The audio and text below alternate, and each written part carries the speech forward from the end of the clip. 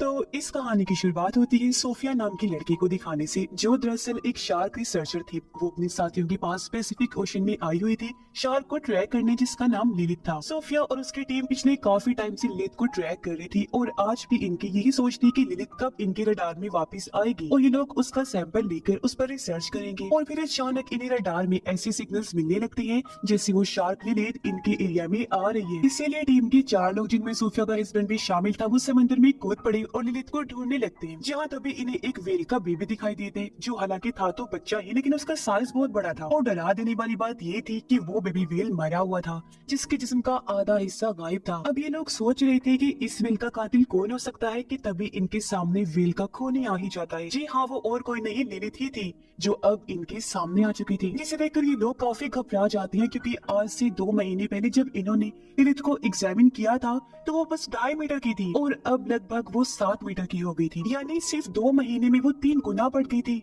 जो बात सच में काफी चौंका देने वाली थी। अब यहाँ समझदारी तो ये थी कि इन लोगों को अपनी जान बचाकर चले जाना चाहिए था, लेकिन यहाँ सबसे बड़ी गलती सोफिया का हस्बैंड कर देते हैं। अपनी मौत को सामने देखने के बावजूद भी उसे सैंपल लेने की पड़ी हुई थी, इसलिए वो शार्क की बॉडी से सैंपल लेने के चक्कर में लिलित को स्टैब कर देते हैं। और बस फिर क्या था, वही हुआ जिसका डर था। लिलित कंट्रोल से बाहर होकर टीम के 4 लोगों पर हमला कर देती है और उन्हें बुरी तरह काट कर टुकड़े टुकड़े कर देती है, जबकि सोफिया और उसकी एक साथी कश्ती में से बस की नजारा दूर से देख पा रही थी। हालांकि वो भी काफी डर गई थी। जब कुछ अमन होता है तो सोफिया भी ओशन में कूद जाती है, इस उम्मीद के साथ कि शायद कोई जिंदा बचा होगा, लेकिन वहाँ पर तो बस टीम के लोगों के कटे पटे जिस्म के टुकड़े थे, जिन्हें बुरी तरह लिलित ने मार दिया था। हर तरफ खून ही खून फैला हुआ था। और अब तभी लिलित सोफिया के सामने भी आ जाती है, जो किसी मॉन्स्टर से कम नहीं लग रही थी। वो अब सोफिया पर भी हमला करके घसीट कर उसे अपने साथ ओशन में ले जाने लगती है, पर किसी तरह सोफिया अपनी जान बचा लेती है। और यहाँ से सीन चेंज होकर आता है सीधा 3 साल के बाद, जहाँ सोफिया ने अब शार्क्स पर रिसर्च करना बंद कर दी थी और अब वो एक एक्वेरियम गाइड का काम किया करती थी, जहाँ आने वाले बच्चों को वो मछलियों और उनके बारे में बताया करती थी,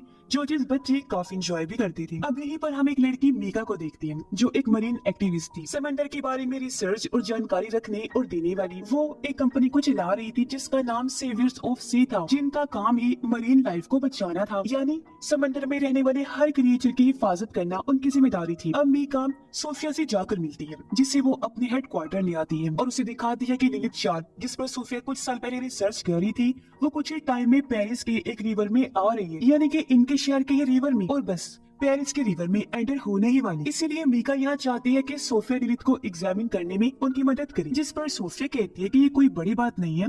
अक्सर शार्क्स मौसम की बदलने की वजह से एक जगह से दूसरी जगह चली जाती हैं, और हाँ, पैसिफिक ओशन से रिवर में आना थोड़ा मुश्किल है। लिलित तो क्या, कोई भी शार्क रिवर के ताजा पानी में सरवाइव नहीं कर सकती, इसलिए वो यहाँ आने से पहले ही वापस लौट जाएगी। अब इस वजह के साथ साथ सोफिया का सदमे से भरा माजी भी था, जो उसे शार्क्स पर एग्जामिन करने और उसे ट्राई करने से रोक रहा था। इसीलिए कुछ इस तरह की वजहें देकर सोफिया वहाँ से चली जाती है। अब हम 2 लड़कों को उसी सन रिवर के पास खड़ा देखते हैं, जिन्हें रिवर से 2 छोटे छोटे मिसाइल्स मिलते हैं। तब यहाँ पर पुलिस आकर सभी मिसाइल्स को इकट्ठा कर लेती है और सबको बताती है कि दूसरी जंग के बाद से इस रिवर में छोटे छोटे मिसाइल्स और उनके शेल्स मिलते रहते हैं, इसलिए डरने वाली कोई बात नहीं है। अब रात के टाइम मीका अपने एक दोस्त के साथ सन रिवर में आती है, जो यहाँ हुए कार एक्सीडेंट की जाँच करने आई थी, पर असल में वो तो ये एग्जामिन करने आई थी कि क्या लिलित इस रिवर में आ गई है। इसलिए मीका की दोस्त रिवर में कूद जाती है, जहाँ वो शार्क के बड़े बड़े पंजों के निशान देखती है। पर तब यहाँ पुलिस भी आ गई थी इन दोनों को पकड़ने के लिए, क्योंकि इस तरह किसी भी केस की इन्वेस्टिगेशन करना गैर कानूनी था। इसलिए पुलिस मीका को पकड़ लेती है, जबकि उसकी दोस्त किसी तरह वहाँ से भाग निकलती है।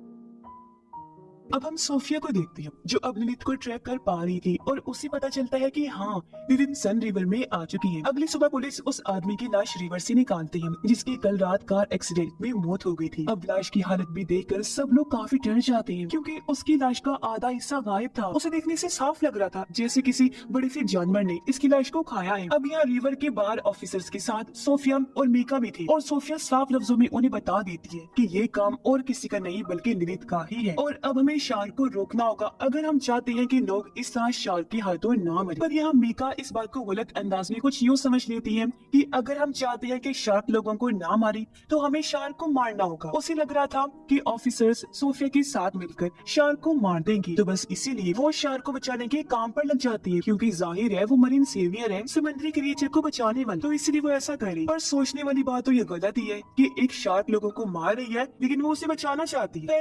अगले दिन ऑफिसर्स और सोफिया सन रिवर में आ जाती हैं। उनका प्लान था कि वो रिवर में जाकर सीधा शार्क को पकड़ लेंगे। तब सोफिया शार्क को ट्रैक करने में उनकी मदद कर रही थी। सब कुछ ठीक ही चल रहा था। वो लोग शार्क को देखने ही वाले थे, लेकिन मीका यहाँ बहुत बड़ी गड़बड़ कर देती है। वो अपने हैकर दोस्त की मदद से सोफिया के ट्रैकर के सिग्नल्स को खराब कर देती है, जिससे कि अभी लोग शार्क को ट्रैक नहीं कर पाते। और इससे जाहिर है उन ऑफिसर्स के लिए बहुत बड़ा खतरा आ गया था जो रिवर में गए थे। पर लिली उस तरफ नहीं जाती और अपना रूट बदल लेती है, जिससे ऑफिसर्स को अपनी जान बचाने का मौका मिल जाता है और वो सही सलामत बाहर आ जाते हैं। पर ये काफी सीरियस कंडीशन बन जाती है कि शहर के बीचों बीच सन रिवर में मॉन्स्टर शार्क घूम रही है। इसलिए ऑफिसर्स ये बात जाकर मेयर को बता देती है। तब मेयर परेशान होते हुए कहती है कि कैसे भी करके उस शार्क को रोकना होगा, क्योंकि कुछ दिन बाद उसी सन रिवर पर एक बहुत बड़ा इवेंट होने वाला है जिसे वो किसी भी सूरत में कैंसिल नहीं कर सकती। इसलिए ऑफिसर्स लिथ को रोकने के बारे में सोचने लगते हैं, जबकि मीका एक वीडियो बनाती है और उसे खुफिया तौर पर कई सारी मरीन एक्टिविस्ट के पास भेज देती है। और लिथ शार्क के बारे में बताते हुए कहती है कि गवर्नमेंट उसे और उस जैसे और भी शार्क्स को मारना चाहती है, इसीलिए हमें आगे आना होगा और इन्हें बचाना होगा, बेशक ये शार्क्स हम लोगों को खाए क्यों ना जाए। फिर वो कहती है कि इसके लिए आज रात हमें पेरिस के कैटाकॉम्ब में आना होगा। कैटाकॉम्ब दरअसल पेरिस के नीचे बनाई गई एक टनल सुरंग है जो पूरे पेरिस के नीचे फैली हुई है। अब मीका अपना पूरा प्लान अपने साथियों को बता तो देती है, लेकिन उससे पहले उसकी एक दोस्त पुलिस के पास पहुंच गई, उन्हें इस खुफिया प्लान के बारे में सब कुछ बता देती है। जहाँ उन लोगों को पता चला कि इस टाइम शार्क पेरिस के कैटाकॉम्ब में ही है। फिर जैसे ही रात हुई मीका उन मरीन एक्टिविस्ट के साथ कैटाकॉम्ब आ जाती है, जहाँ सोफिया और ऑफिसर्स भी आ गए थे, क्योंकि उन्हें भी मीका के प्लान के बारे में पता चल गया था। यहाँ ऑफिसर्स और एक्टिविस्ट के बीच बहस होने लगी, जहाँ तभी मीका कैटाकॉम्ब रिवर में कूद जाती है, क्योंकि वो ये दिखाना चाहती थी कि शार्क्स इंसानों के लिए खतरनाक नहीं है। और फिर तभी वहाँ एक शार्क आ जाती है जो लिलिथ तो नहीं थी, जिसके साथ वहाँ और भी कई सारी शार्क्स आ जाती है। और बस फिर क्या था, शार्क ये साबित करती है कि सच में शार्क्स इंसानों के लिए बहुत खतरनाक है और इंसानों को तो नहीं छोड़ती। वो मीका पर बुरी तरह हमला कर देती है और उसे बहुत बुरी मौत देती है, यानी उसके जिस्म के टुकड़े टुकड़े हो जाते हैं, जो देखकर सारे मरीन एक्टिविस्ट घबराते हुए इधर उधर भागने लगते हैं। और उनका फजूल सा जो प्लान था मरीन की लाइफ को बचाने का, वो पूरी तरह तबाह हो गया था, क्योंकि उन्हें एहसास हो गया था कि हर चीज भले ही वो कोई जानवर ही क्यों ना हो, बचाने वाला नहीं होता। कुछ आपकी जान के दुश्मन भी होते हैं जिन्हें रोकना और मारना भी पड़ता है। इसी बीच बहुत सारे एक्टिविस्ट रिवर में गिर पड़ते हैं और शार्क्स का खाना बन जाते हैं। हर तरफ शार्क्स रिवर में इंसानों के टुकड़े टुकड़े करते नजर आ रहे थे, खून ही खून फैला हुआ था। पर जैसे तैसे इस सूरत हाल को काबू कर लिया गया, बचे हुए लोगों को सही सलामत वहाँ से बचा लिया जाता है, जिस दौरान एक शार्क को भी मार दिया गया था, जिसे अब सोफिया चेक करने लगती है। उसे पता चला कि ये शार्क एक फीमेल है जो तकरीबन 2 माह की है, प्रेग्नेंट भी है, और हैरानी वाली बात कि इसके पेट में ढेरों शार्क्स के बच्चे हैं।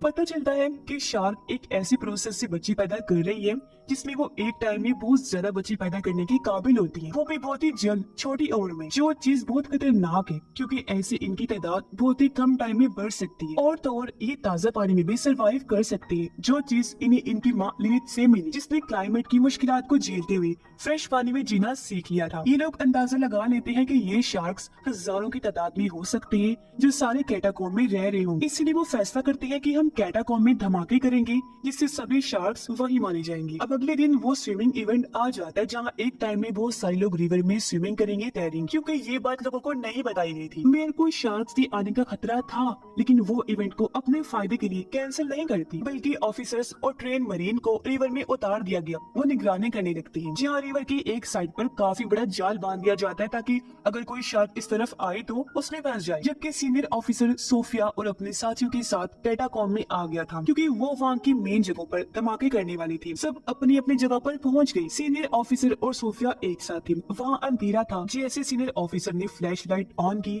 हम बहुत ही डरावना सीन देखते हैं। ऑफिसर के चारों तरफ हजारों की तादाद में छोटे छोटे शार्क्स के बच्चे घूम रहे थे, जिससे वो काफी घबरा जाते हैं, क्योंकि हालांकि ये बच्चे थे लेकिन इतनी ताकतवर थे कि किसी के भी टुकड़े टुकड़े कर सकते थे, क्योंकि छोटे होने के बावजूद इनका साइज काफी बड़ा था। सभी बॉम्ब्स को अपनी अपनी जगह पर फिक्स कर दिया गया था, लेकिन बॉम्ब के फटने से पहले एक शार्क सीनियर ऑफिसर पर हमला कर देती है, पर वो किसी तरह बॉम्ब को ब्लास्ट कर देते हैं, जिससे हालांकि वो खुद तो काफी जख्मी हो गया था, लेकिन शार्क के कुछ बच्चे मर जाते हैं और सीनियर ऑफिसर को ऊपर खींच लिया जाता है। अब जब सोफिया वापस नीचे रिवर में जाती है तो उसके सामने से लिलिथ गुजर रही थी, जो अपने बच्चों की लाशों के टुकड़े देखकर काफी दुखी हो गई थी और गुस्से में भरी हुई थी। और वो सोफिया को तो देख नहीं पाती, लेकिन गुस्से से भरी हुई उस जाल को तोड़ देती है और उस जगह आ जाती है जहाँ स्विमिंग रेस शुरू हो गई थी। अब लिलिथ यहाँ आकर एक आदमी की एक ही झटके में 2 टुकड़े कर देती है, जिससे हर तरफ अफरा तफरी मच जाती है। और तब यहाँ बहुत सारे शार्क्स भी आ जाते हैं, जो जाहिर है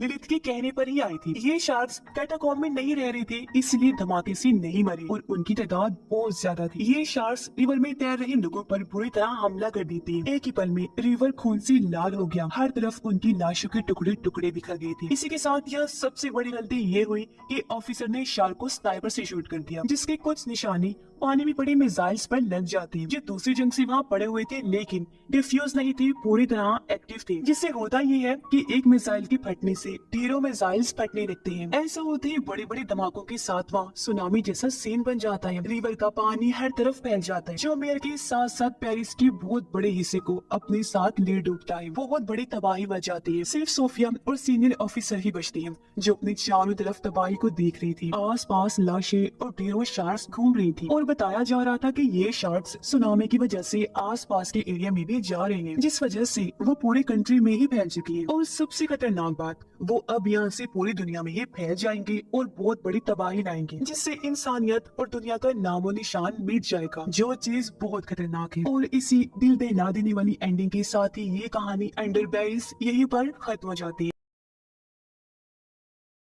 Thank you.